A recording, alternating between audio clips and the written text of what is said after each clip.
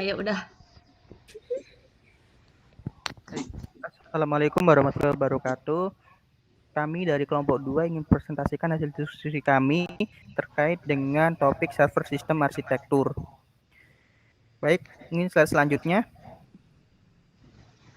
Nah, untuk anggota kelompok kami yaitu pertama ada saya sendiri itu Iqbal Putra Mesudi Pradana, yang selanjutnya ada Kosika Fikir Diat, lalu ada Madina Nilasari, Sabina Salva Kalimatin Safa, dan Fitra Tafakur Rahman. Terus selanjutnya akan dijelaskan oleh teman saya. Baik, di sini ada pengertian sistem arsitektur. Sistem arsitektur sendiri adalah model konseptual yang mendefinisikan struktur perilaku dan lebih banyak pandangan dari sebuah sistem.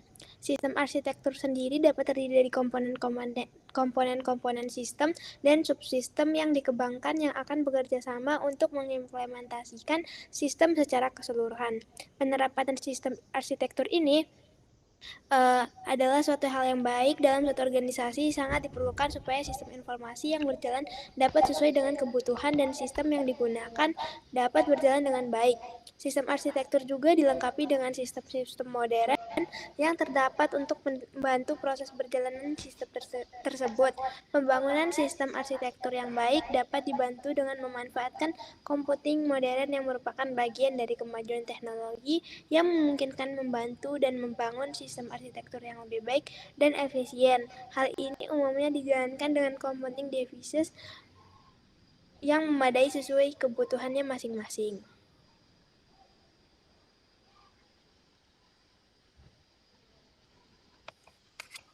Baik, selanjutnya ada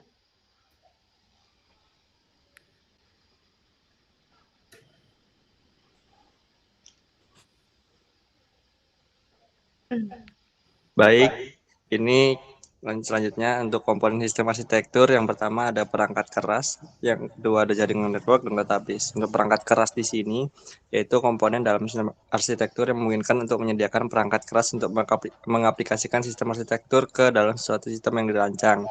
Jadi hardware ini itu dikaitkan sama sistem arsitektur yang umumnya terdiri atas storage sebagai tempat penyimpanan, yaitu dari CPU ataupun perangkat I atau O seperti keyboard dan mouse. Jadi untuk membangun sistem arsitektur ini perhatikan spesifikasi minimum yang diperlukan supaya hardware yang digunakan ini dapat menjalankan sistem tersebut sehingga proses dapat dijalankan dengan baik dan mendukung aktivitas yang berjalan. Untuk komponen jaringan atau network ini yaitu dapat kita temukan dalam kehidupan sehari-hari dari LAN, WAN, dan WWW maupun URL. Untuk LAN itu dari kata lokal, sudah kita ketahui kalau jaringan komputernya itu hanya mencakup satu wilayah tertentu dan hanya dapat digunakan oleh orang berada di area tersebut. Jadi seperti memakai kabel dan lain-lainnya.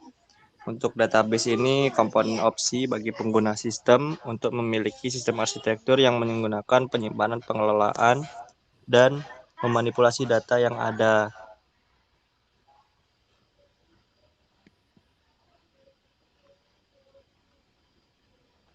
Selanjutnya ada perangkat lunak atau software. Software merupakan hal penting, di mana software sendiri dibagi menjadi application software, app, and system software. Application software memiliki arti bahwa program yang menjalankan pekerjaan untuk pengguna. App menjelaskan bahwa sebuah custom program tidak biasanya untuk laptop atau smartphone, dan sistem software yang dimana bekerja seperti penghubung yang memegang segalanya. Di dalam sebuah server, software sendiri dapat berupa operating system, web server, application program, and database management system. Dan di dalam personal computing device, software juga dapat berupa operating system, web browser, plugins, and apps. Untuk web-based application, karakteristiknya menggunakan sebuah web browser diakses melalui URL, dapat berupa web server, dan penggunaan IP, protokol standar. Lalu ada protokol and web protocols. Protokol merupakan sebuah bahasa atau aturan yang mengatur terjadinya hubungan, komunikasi, dan perpindahan data antara dua atau lebih komputer. Tujuan penggunaan protocols adalah untuk menghubungkan pengirim dan pengguna agar komunikasi dapat berjalan lancar. Fungsi lain dari protocols adalah untuk sebagai pelengkap informasi yang akan dikirim bersama dengan alamat, kode-kode koreksi, dan lainnya. Paket data ini dinamakan dengan frame. Kemudian dikirim dalam blok-blok dan dikendalikan oleh protokol data unit, di mana masing-masing protokol data unit berisi kontrol informasi dan data. Protokol dapat memberikan kontrol penuh terhadap flow, komunikasi, dan error yang mungkin terjadi dalam pertukaran data. Kontrol terhadap komunikasi adalah dengan menggunakan protokol, maka user dapat membuat hubungan, mengirim data, dan juga mengakhiri hubungan dengan mudah. Selain itu, kontrol terhadap flow berarti menggunakan protokol users dapat mengatur seluruh kelancaran maupun mengatur pemberhentian proses pengiriman dan penerimaan data. Dan protokol juga dapat mengawasi apakah saat ditransfer data terdapat error atau tidak. Tentu saja bukan hanya ini. Fungsi dari protokol tetapi sangat banyak lagi. Seperti protokol bisa digunakan sebagai alat pengatur keamanan maupun membagi data yang dikirim ke beberapa data kecil dan lain-lain.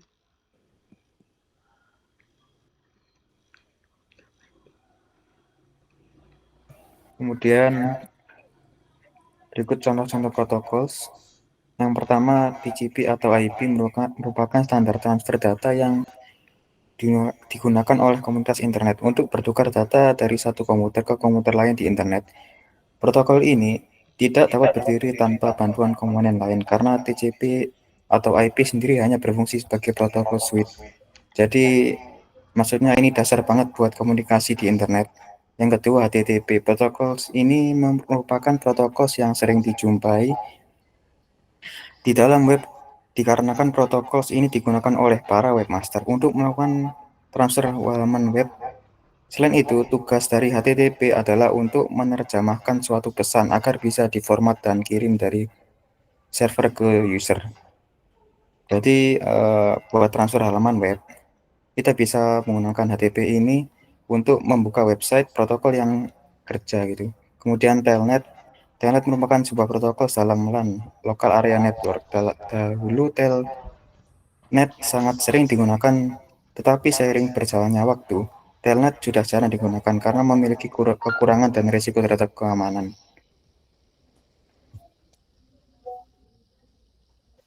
Kemudian ini jenis arsitektur server ada 4, single tier, two tier, three tier, dan n tier. Single tier merupakan semua fungsi DB logika UI dalam satu server. Two tier, DB, dan aplikasi dipisah clean server. Three tier terdiri dari client server, aplikasi, dan server database. N tier versi kompleksnya dari three tier, scalable, dan modular.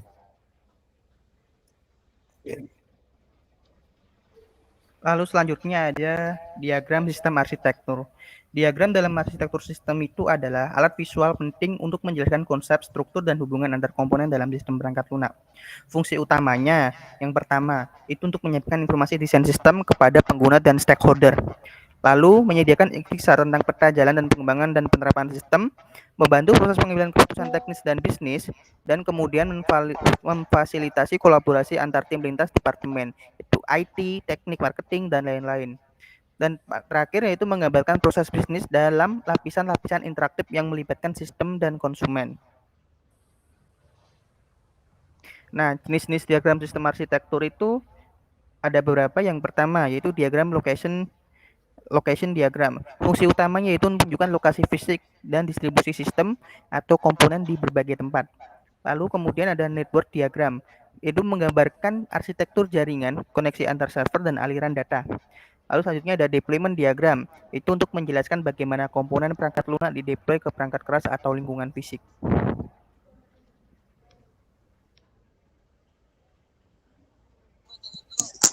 Terakhir, kesimpulan di sini, server sistem arsitektur sendiri merupakan fondasi penting dalam pengembangan sistem informasi modern.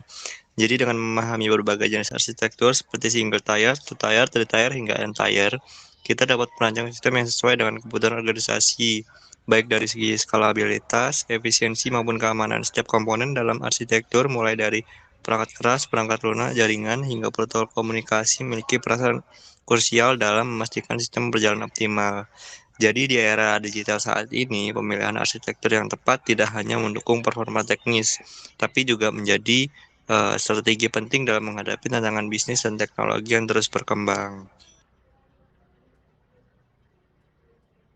Baik, terima kasih atas telah menyaksikan. Itu hasil diskusi kami terkait dengan server sistem arsitektur. Apabila ada salah kata atau perkataan, kami ucapkan mohon maaf. Wassalamualaikum warahmatullahi wabarakatuh.